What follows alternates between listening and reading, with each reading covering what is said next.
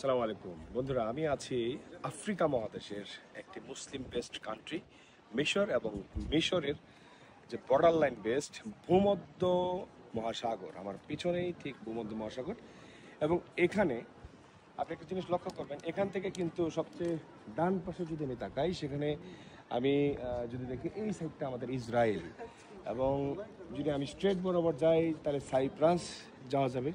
এবং আমি যদি এই সাইডটাতে হাতের বাম পাশে, এখান থেকে অনেক মানুষ, বাংলাদেশের অনেক ভাইয়েরা লিবিয়া এবং এদিক দিয়ে ইটালি তারা পার হয়। এই ভূমধ্যসাগরটা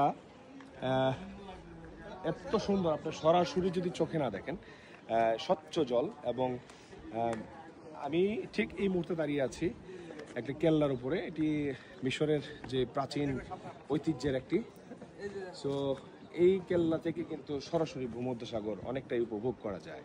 সো এর সৌন্দর্য নিজে সরাসরি না দেখতে কখনোই পরিলব্ধি করা যাবে না। ধন্যবাদ, আসসালামু আলাইকুম।